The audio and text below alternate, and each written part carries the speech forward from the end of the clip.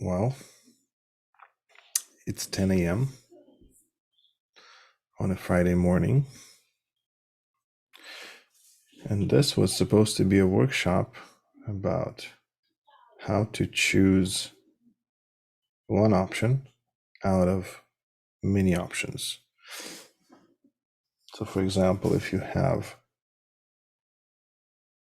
like I've seen someone on Twitter post that they have a Notion document with 50 or 60 ideas for startups, all nicely categorized with attributes and scoring and all of that, and are still not able to make a decision about what to focus on, what to build, what to do first, what to do next. And I thought I'd do a little workshop on how to choose from such a long list of topics. Unfortunately, it seems that nobody's coming.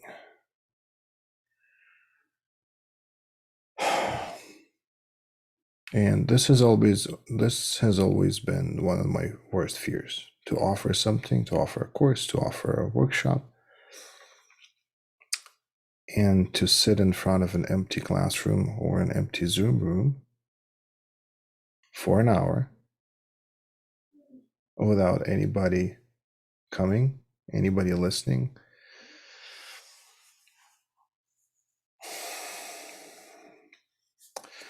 So I'm going to do this for the next hour. Maybe I'll talk a little bit, maybe I'll sit quietly for a little bit, but I have a sense that doing this for an entire hour will eradicate that fear for good. Because even now, like 3 minutes in, it's not actually as embarrassing as I thought it would be. One of the interesting consequences of not having anybody here is that there's nobody to be embarrassed in front of. So my expectation of being embarrassed because other people would see me fail is not actually happening, because like I am failing, I'm talking to myself, I'm looking into the screen, and the only thing I see on the screen is my own face.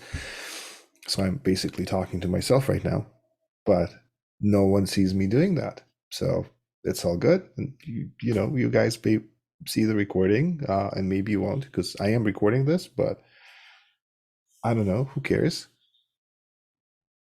This is kind of fun, a weird sort of time for me to reflect. In the first few moments that I sat here just staring at my face, I had a whole list of emotions go through my mind. I was expecting to be embarrassed, so I was afraid of embarrassment. I was dejected, angry. I was disappointed. Well, I still am disappointed.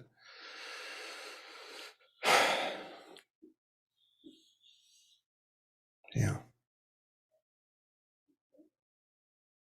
Yeah, I actually posted a bunch of times about this workshop, both on Discord and on Twitter, and got exactly 0 responses. So that should have clued me in that this thing is not going to happen.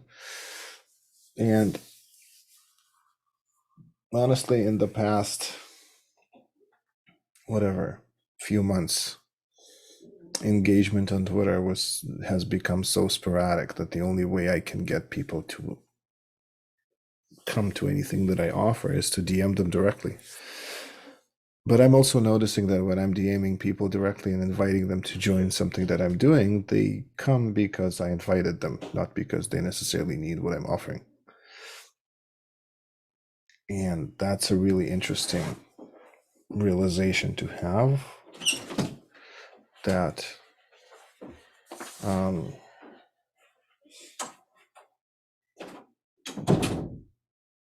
it's a really interesting realization to have that I can, but through the force of my personality, or just by asking, get people to do things, to join Discord, to come to a workshop, even to pay me money, and yet they don't actually need whatever it is I'm selling. Because whatever it is I'm selling, actual practical help to get people to paying customers and MRR, it's like a tango, like a dance, right? I can help people, I can help you do this, but it is something you need to really want. You both need to want to get to that result, and you need to want to get some help doing that. And one of the interesting things that happened to indie hackers is that most indie hackers, as far as I can tell, really want this sense that they did it themselves. I was definitely one of those people. I want to crack this nut. I want to understand. It's as if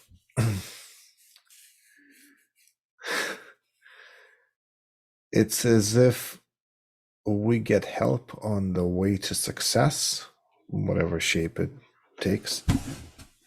We don't actually deserve it, or we don't own it because someone else helped us, because there was a teacher who guided us, or because there was a coach or a group or something that was actually helping us do that. And that's like, I used to believe that as well, but that's so ridiculous, because we still need to do the work. There's still an incredible amount of work, and whatever kind of coach or teacher or guide or mentor you get, they're still only going to matter like 5 or 10% of what it actually takes to succeed. The rest, 90 or 95%, is always going to be yours. It's always going to be about your passion, about your effort, about your resilience, about your vision for a better future for yourself or for your clients. Nobody ever can take that away from you. It's not possible. So it's always going to be a DIY kind of thing. I can feel my mind kind of struggling with the negative side and the positive side. Like, I feel the pull. Yeah, I can feel the pull of dejection. But it's also funny, like it's a voice that this is awful. But it is also kind of funny what exactly is so awful to spend an hour of quality time with me, which is something that I thought requires an actual retreat, that I need to go somewhere, I need to somehow be in some other space to be able to have a conversation with myself. And turns out that all I need to do is force myself to sit in front of a camera and stare at my own reflection and talk to myself. With, sure, there's a certain expectation that I'm recording this, so there's a certain expectation that some people might watch this, might want to see my meaningless, sorry, see my meaningless ramblings and ruminations.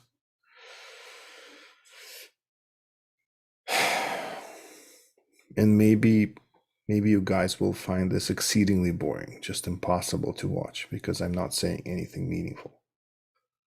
But maybe, who knows, maybe it will have the same calming, focusing effect that it has on me right now. Because honestly, this is something I've never done. I've always talked about this when Yael, my wife,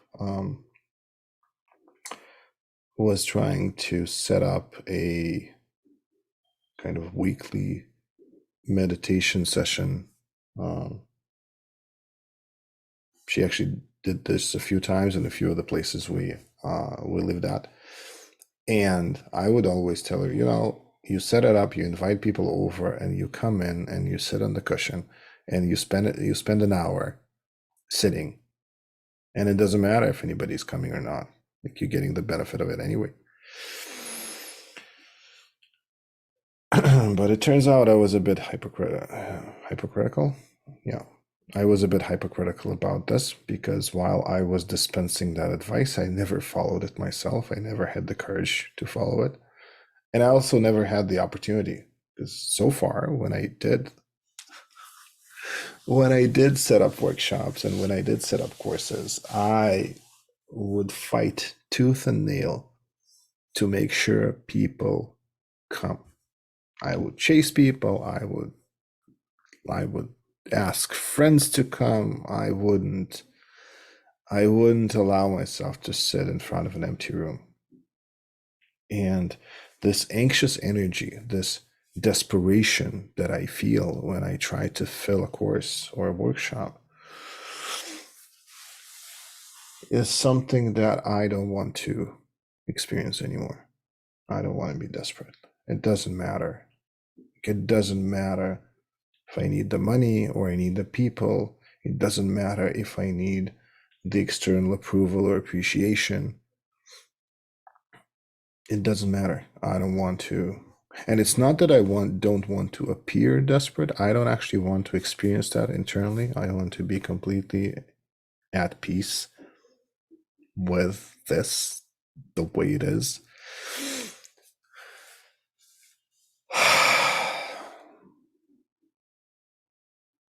I had an interesting conversation with Atre, my coach, yesterday, who told me that in the last couple of weeks, I seemed, I seemed desperate on Twitter and in my newsletter and on Discord. I kept inviting people to things that I was offering, and people kept ignoring it. And I would push even harder. I would DM people. I would and you know what? I don't want to run my business this way. And I really think you don't want to run your business this way too.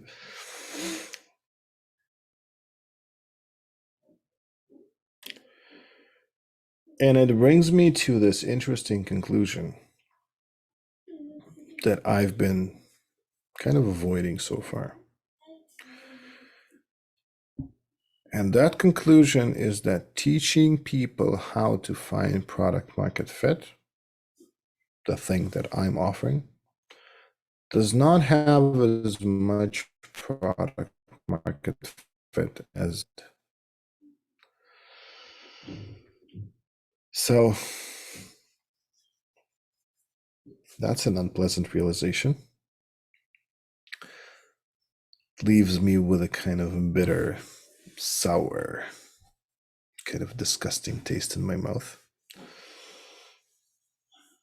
Makes me feel quite fake. Like, how can I teach people how to find product market fit when I'm struggling with my own product market fit? But the thing is, my method actually predicts that this happens. We don't find product market fit by some magic formula, and we don't find it by throwing things against the wall until something sticks. And even when something sticks, like you throw something sticky against the wall and it sticks, and then it's not fully stuck there, it just kind of slides down like goop. This is what this feels like. The amount of effort I need to put in to get people to engage with what I'm saying, with what I want to teach, is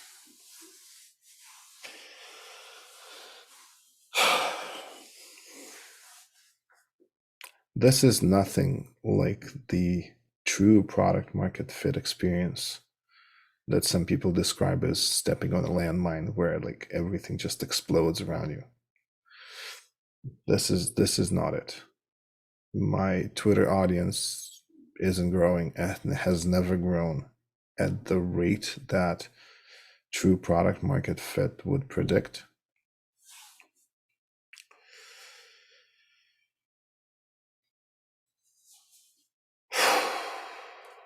This is fucking embarrassing.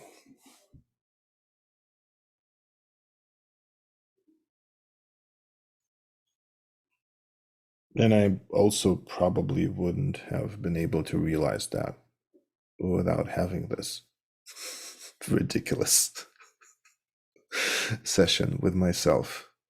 Well, half with myself, right?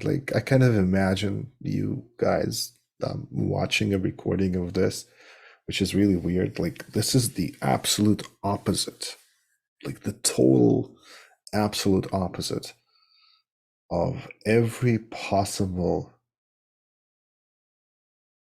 idea we have about how to make compelling videos. Like, I don't.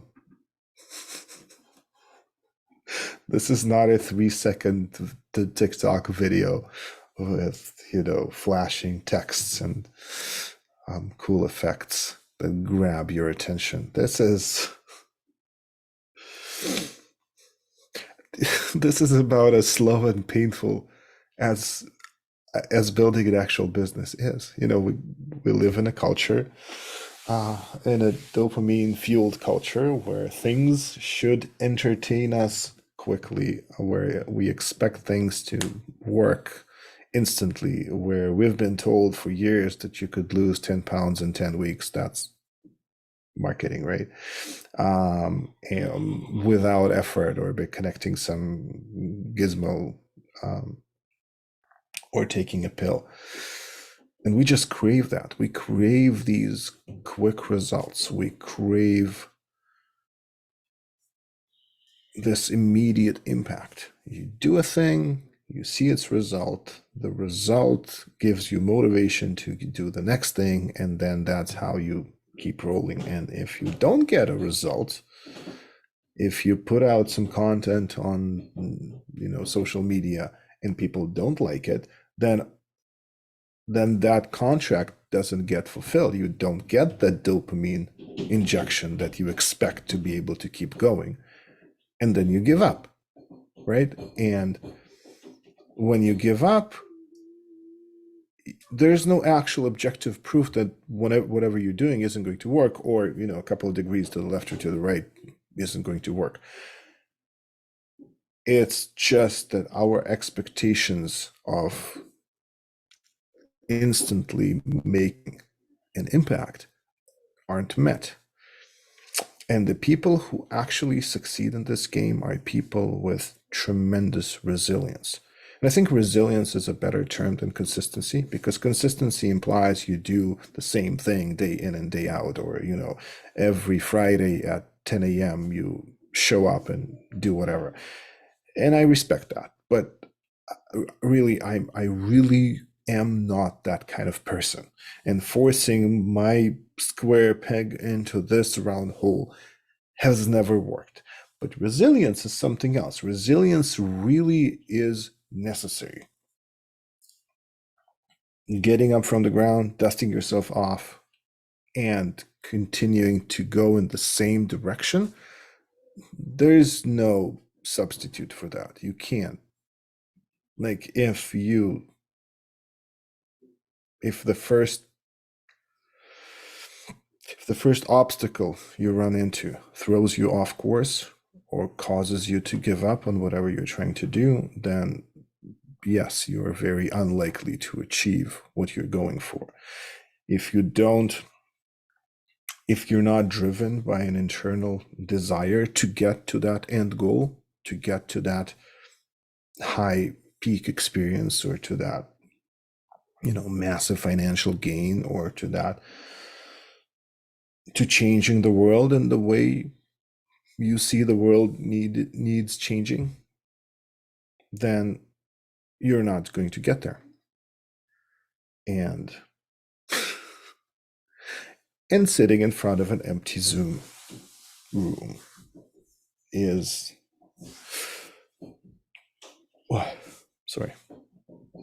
sitting in front of an empty Zoom room is that kind of thing for me. it's a challenge that I've never faced before.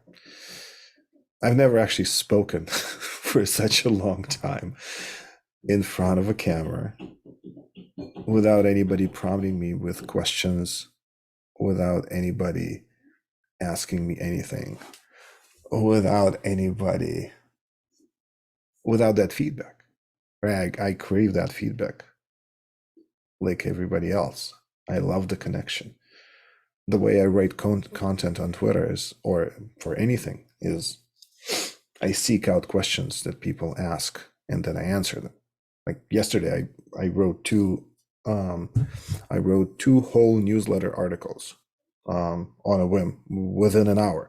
And the reason I was able to write two whole articles was because I went on Reddit and looked for questions that people asked on the entrepreneur subreddit. And I just found a couple of questions that I really resonated with. I wrote answers in the subreddit, and then I looked at the answers like, oh, there are a couple of pretty cool paragraphs here. I copied them over to the newsletter and I extended that to like a full thing. So that's really cool. Like, it's a really cool way to generate content. It's really easy. It requires very little effort on my part, and I expect on your part as well. But this dependence on how people perceive us and how people react to us makes it that much harder to just keep going in the direction we decided.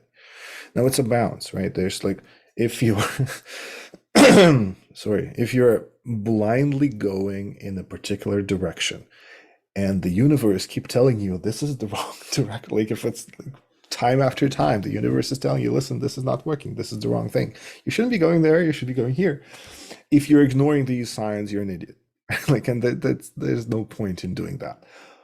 But if the universe kind of smacks you a little bit and tells you, oh, like, you don't know if this is the right direction or the wrong direction, but here's a challenge to test your resolve, to see if you're really committed, to allow you to check in with your inner voice to see if this is the direction you actually want to go through, if this is what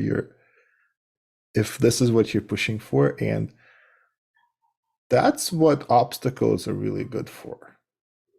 They're really good for testing our resolve. They're really good for making sure that we're on the path. Because if we have the will to overcome these obstacles, that means that we're fully in tune with ourselves, that we are on the right mission, doing the right thing, moving in the right direction. But if a small obstacle throws us off, there's a really, really good chance this is just not the right thing to be doing. And I wrote a bunch of times on Twitter that the most important thing we should be doing on any given day is typically not on our task list. And the reason it's typically not on our task list is that there is often something hidden from view. So a few minutes ago, I mentioned that helping people find product market fit itself quite possibly does not have product market fit. And that sucks. And it's definitely been hidden from my view, because I'm like, how can that be possible? That's not what people want. Like, I've been talking to indie hackers for 3 years. Everyone wants that, right? So what's going on? So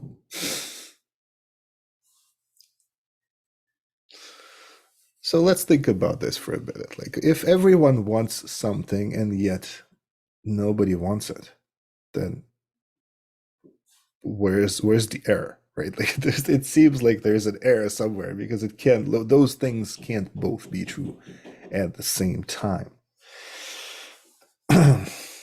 So one thing that comes to mind is that thing that I mentioned earlier is that people want to succeed by themselves, and I get that. The other thing that comes to mind is the transition from being a software engineer to being an entrepreneur is so difficult. It's so mind bending that when I stand on the other side of that fence, of kind of the other side of that gap, that engineering entrepreneurship gap, I don't code anymore. I'm firmly on the entrepreneurship business side, even though I'm not wildly successful anymore. When I'm standing on the other side of the gap, a gorge, and I'm waving at people, hey, engineers, coming over. It's really cool. This is awesome on this side. What they see in front of them is this gorge they can't cross. And even when I say that it's not a problem, I'm going to help you over. Here, I'll throw you a rope. Yeah, it's still such a big leap to do that whatever I'm offering just doesn't land. Because if I've learned one thing from talking to so many indie hackers, is that people predominantly want to stay the way they are, just be a lot more successful in what they're trying to do without changing. So software developers, and dear God, I wanted that so badly when I started my journey, or this cycle of my entrepreneurial journey 3.5 years ago. I wanted my beautifully crafted app that I poured my heart into, that I've been using for 2 years, that has healed me from depression, from anxiety, from anger outbursts. I wanted that to just succeed on its own. I wanted the proof. Like I felt that if people picked it up and started recommending it to one another without me pushing it, then that would have been a proof of my worth. And that not happening is a proof of my lack of worth. So, as an engineer, if I wrote code that people don't just want to use by themselves, then I have failed and I need to write more code or different code or target a different. But looking at it from the other side, we are, all of us, bombarded with so many offers, with so much marketing, so much messaging. A lot of it is well crafted, a lot of it is fairly sophisticated. That us as users, as consumers, not selecting, not electing to choose to use a particular piece of software, it doesn't mean anything about the software, about the person who wrote it. Like it doesn't reflect on that person's individual worth, certainly. So that gorge, the Grand Canyon of entrepreneurship, or of technical entrepreneurship, needs a bridge. And that bridge needs a first step. And that first step needs to be just a little bit, just a tiny, tiny bit out of the comfort zone of people who are excellent engineers, can build anything, but have never sold a piece of software for money to anybody ever before.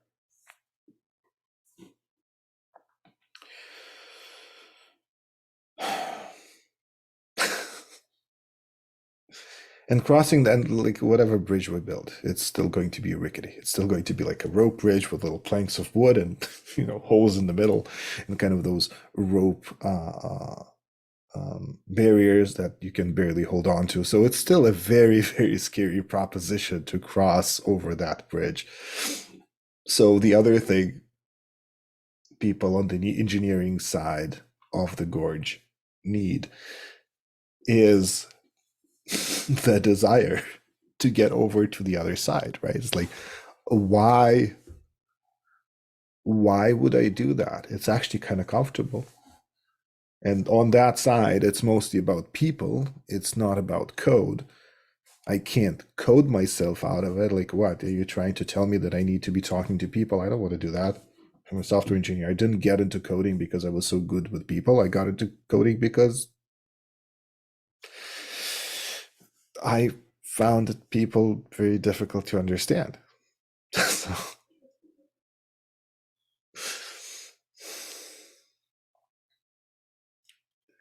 but there is something happening in the world today, which is a really compelling reason to try to cross that bridge.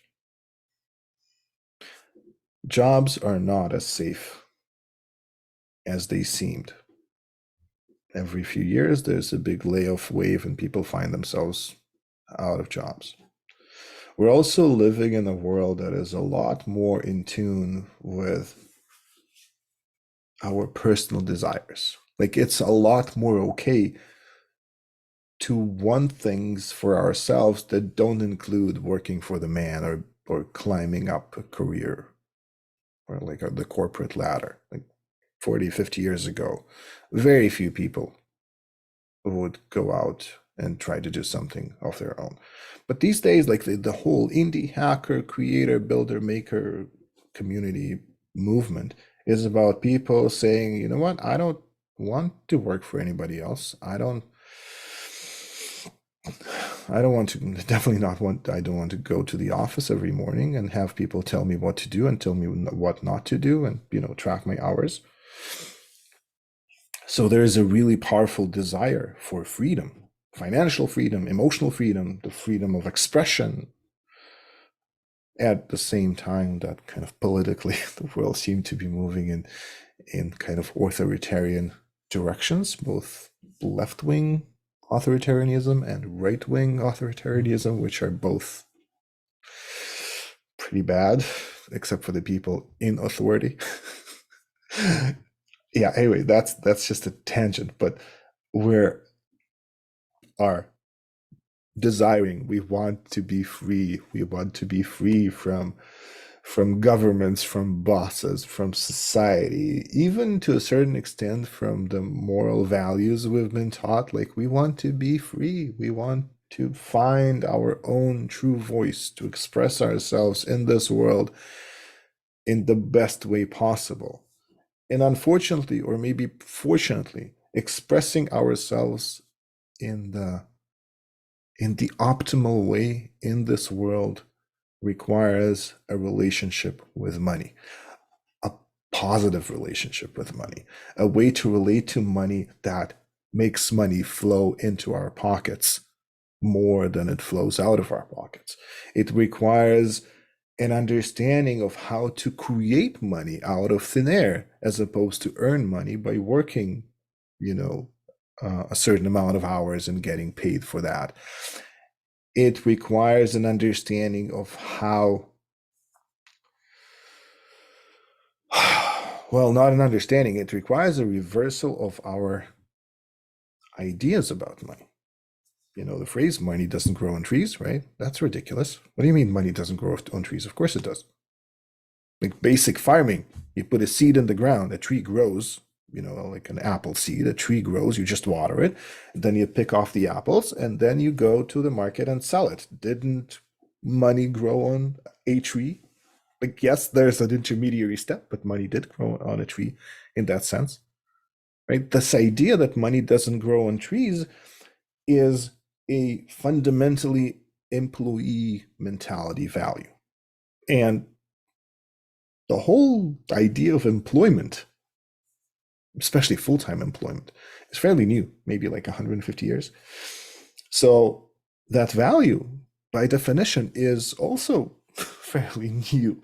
It's a few generations. So our parents and our grandparents and their parents and grandparents probably believed those things as well, but maybe not farther back, because you were either, really dirt poor, or maybe some sort of uh, higher class individual or family, and things just didn't work that way. Uh, Certainly for the elite, money does grow on trees. And if you have $5 million in your bank account and you invest it in the stupidest um, savings plan, the kind of the safest whatever your bank has, or some government bonds, you can live fairly comfortably on that, and it does grow on trees, right? So, so maybe we should say that money doesn't grow on trees in certain circumstances within a certain framework of thinking, but it does grow on trees in other circumstances, and when you think about it in a different way. And that transition, that fundamental shift from the only thing that we can offer for money is our time, to actually it has nothing to do with it. Money is its own world. Now, back to the practicalities of building a business, especially around SaaS or around an app. A SaaS or an app isn't even a physical thing. There's no limitation on the number of these things you can sell. Like, yeah, they're like server costs for SaaS, whatever, but it is about money growing on trees. However, you have to plant that tree in fertile soil. If you drop a seed of an apple tree on gravel, it's not going to grow, right? You need to find fertile soil. In the business sense, that fertile soil means people who actually want that, whatever it is you're selling. You have to find the people who want that. If you don't find people who want that, or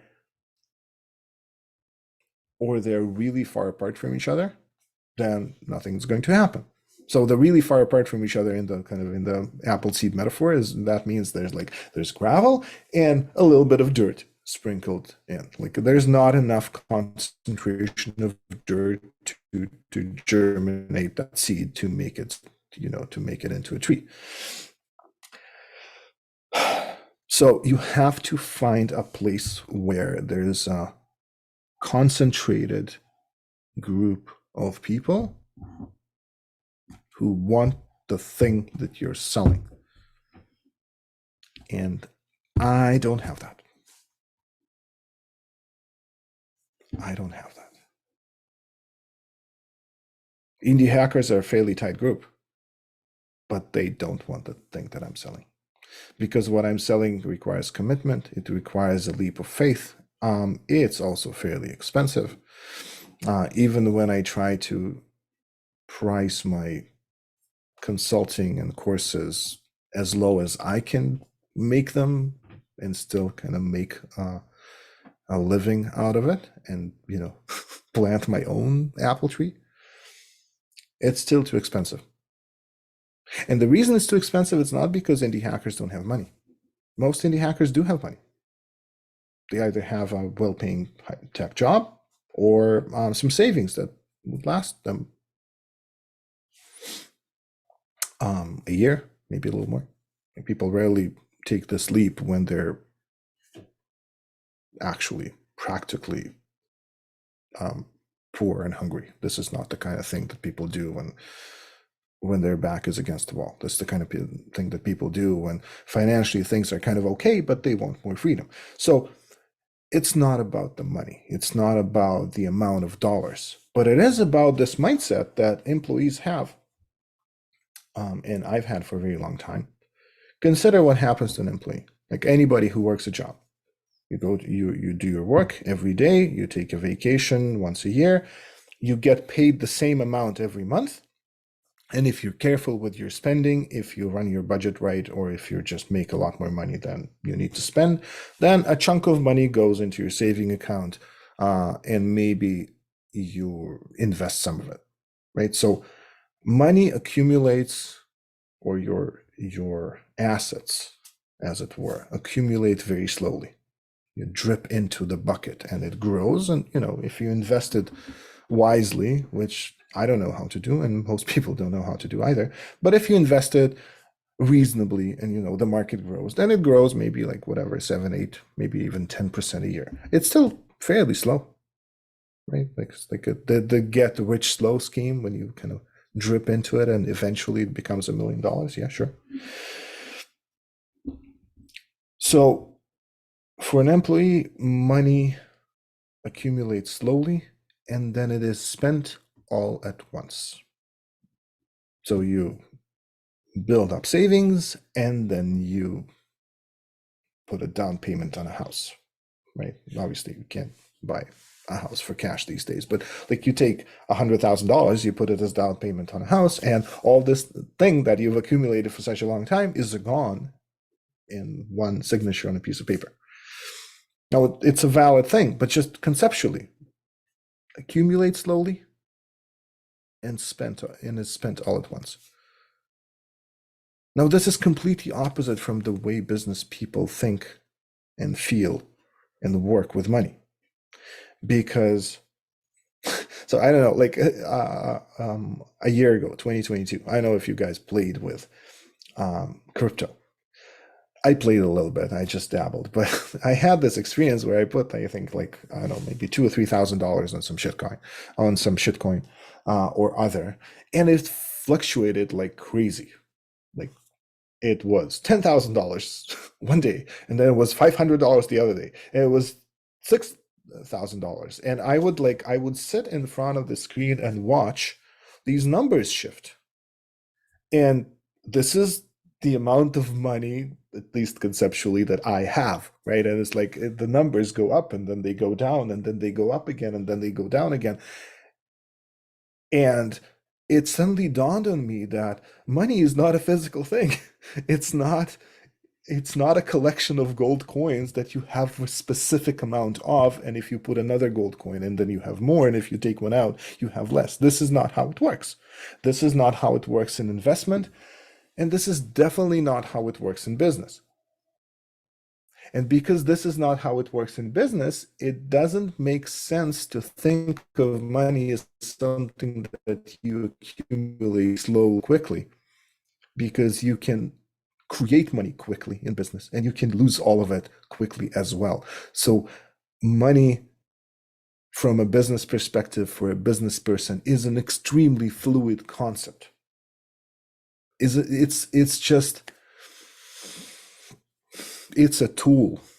If you have money, then you can use that money to spend it on things or invest it in things that can create more money. And that's it. That's what money is. And if you have a surplus of money, you can use that to improve the comforts of your own life. There's no physical substance to this thing. Money is such a weird, weird concept. And it's weird because we invented it. There's no money in the world.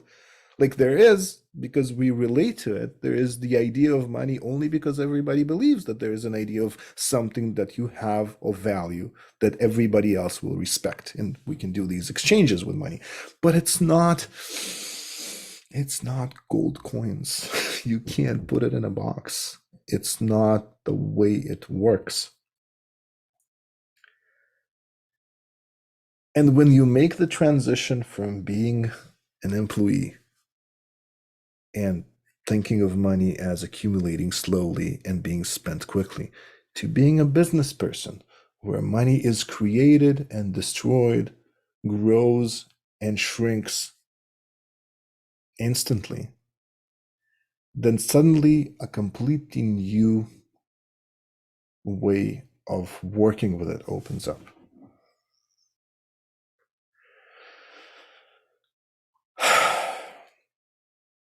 And what do I mean by that? You can take a big chunk of your savings and pay someone to help you build your business. It's obviously a bet, right? So you need to consider your risk and reward ratio. But let's say you have saved up $10,000. Like, it's a lot of money for some, it's not a lot of money for other people, but it's just a number. Let's just pretend that that's what you have. And you're considering paying $5,000 for a year-long course that will teach you something that you think is going to make a difference, that will help you build a business. When I first considered these kinds of expenses, my immediate reaction was, well, it took me 5 years to save these $10,000. So if I'm using $5,000 here, this is 2.5 years of my work. So if I need to create $5,000 more to spend that again on, for example, a course, then I would need to work for 2.5 years again. This is the core employee mentality. But that's not true. Because if you're taking that money and you're investing it in building a business, then it's possible that nothing will come out of it and you will just lose the $5,000. But it's also possible that this will allow you to create a business that will create 20, 30, 50, or $500,000 out of that. And yes, it's a risk, and yes, you need to consider that risk, but the risk is not the 2.5 years of additional labor you need to put in to earn that money again. The risk is the money you have. So we need to detach the money that we've accumulated, that we have in our savings, from the effort and the length of time we needed to accumulate that money. We need to treat the money we have as if it fell from the sky into our lap and we're now deciding what to do with it. Because when you transition from employment to business, you're no longer accumulating money slowly. You're placing these hopefully calculated bets with your money in order to create money out of money. And one of the best skills you can put your money, one of the best things you can put this money in is building skills. That's why I'm talking about courses. And yes, it's very self-serving because I'm offering courses, but I'm also a student and I'm also a coaching client. So I actually walk the talk. I'm putting a lot of money into building my own skills. And the reason skill building is such a powerful thing is that it's forever with you after you've done it. I've taken a bunch of courses that did not deliver on their promise of results. Expensive courses. The results may not have gotten, like I may have not gotten the results that the course promised, but I always learned something. I always grew. And that's always with me. Every course that I did, every training that I've gone through, every coach that I took, it's always with me. About a year ago, I started this plan with a coach online. He asked for $500 a month to help me market my stuff, my product market finding courses, that kind of thing. At the time, $500 a month seemed ridiculous. I was making nearly $0 a month from my business. Like things weren't working out yet. I had some savings left and I was looking at like the dwindling savings. Like, how can I pay $500 a month for this? This is ridiculous. And it was for 2 hours a month, right? Like, it's like $250 a month. $250 an hour, which is also probably at least twice as much as I've ever paid for an hour of anything for anybody. And this guy, he promised that he will help me find the right kind of marketing approach that would click, that would work. I worked with him for 3 months. It didn't click because there are so many random things in this, right? But it didn't. Like I didn't get the result that I paid for. But you know what happened? Because I paid this guy $500 a month, this became the baseline of my own consulting offering that I started doing 2 or 3 months later. And I felt comfortable asking people for that amount of money just because I paid that amount of money. So something completely unexpected happened. Oh, and by the way, that type of consulting is actually what I live off right now. That's my pricing, and that's what I do, and that's how I buy groceries. So the course did not deliver on the promise, or sorry, not the course, the coaching package did not deliver on the promise, but it did deliver. And the only requirement for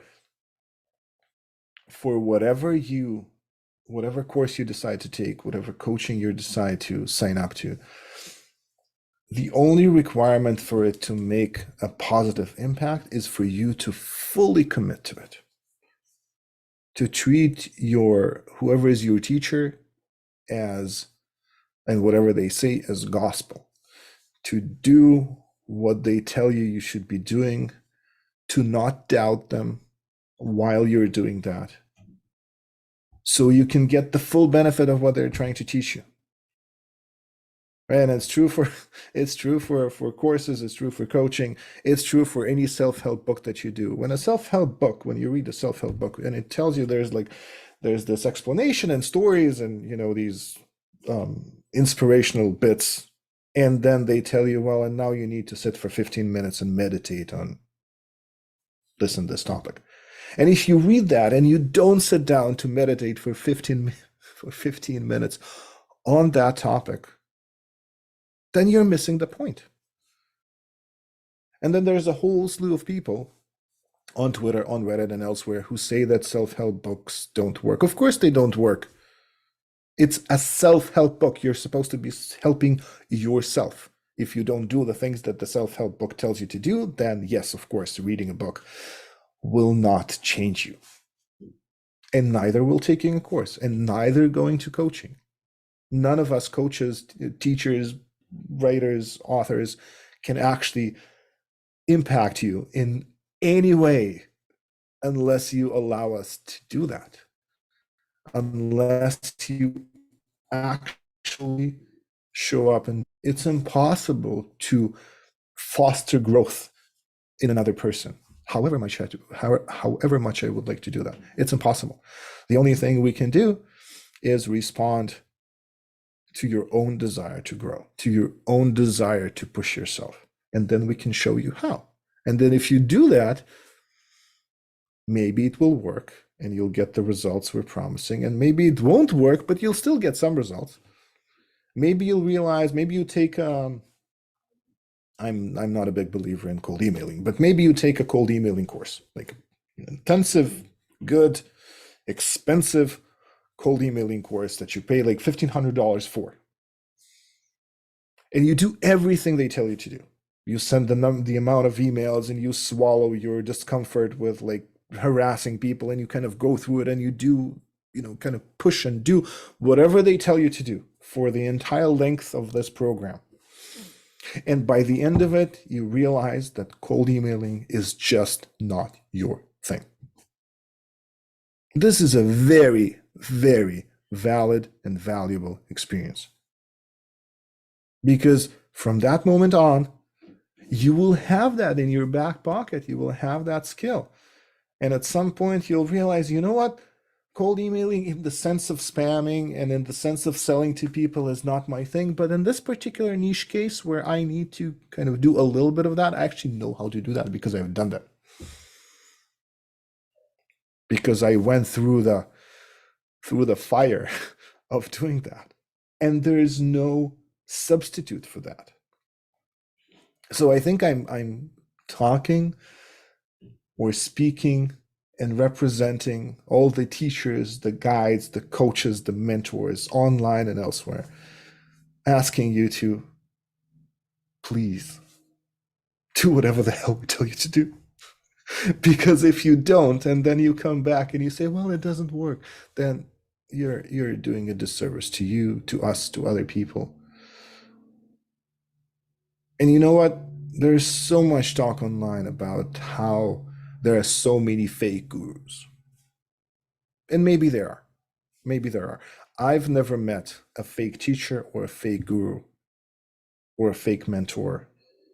I've only ever met people and studied with people who have gone through something, who have gone through some kind of transformation personally themselves.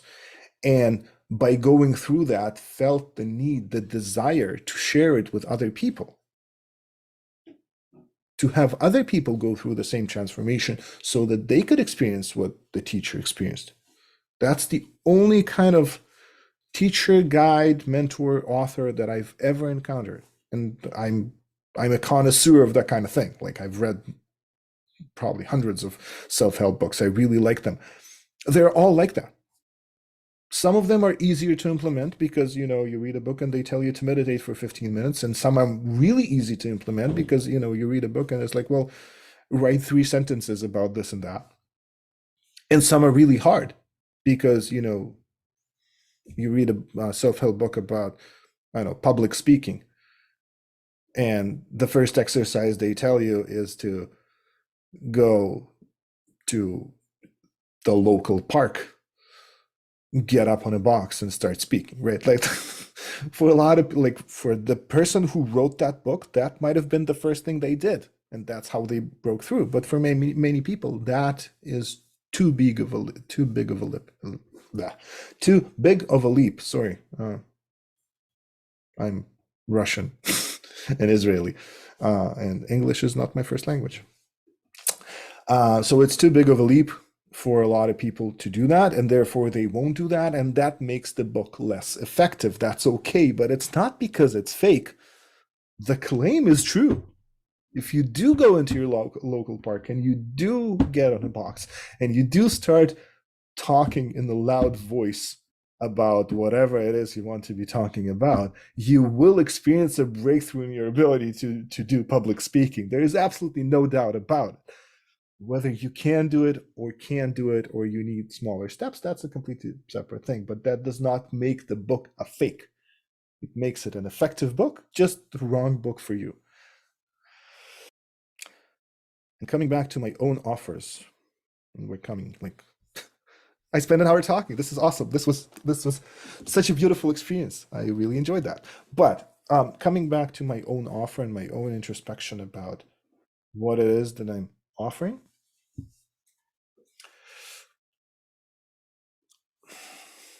I think what I'm asking people to do is equivalent to getting a box, putting it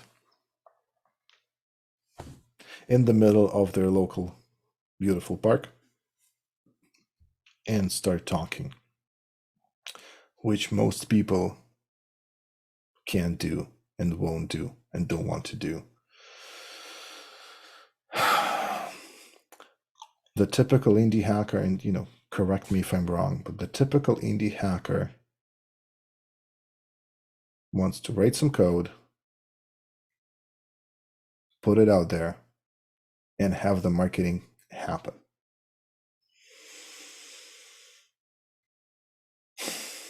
That's the actual thing indie hackers want to buy, and they want to buy that, they want to get that without getting help, without paying money they feel they don't have for it, and most importantly, without changing. So I have a big question. I have a big undertaking. I promised that I would get 100 people to product market fit. I didn't say how long it's going to take, but I kind of intended for it to happen within a year. It's been a month, so I have 11 months left to do that, and I'm not closer to that, not because I don't know how to get a person who is willing to commit to studying with me to product market fit, but because I can't find enough people to commit. So that's something I need to crack. And that's what I'm going to be doing. So, thank you for participating or for watching. If anybody ever watches this, thank you for watching this completely impromptu talk slash workshop slash something. And thank you for being with me as I explore my own experience of sitting in front of an empty Zoom room and in front of a camera and just looking at my own face. It feels very vulnerable to do this. But I also think I'll never be embarrassed about facing an empty room ever again.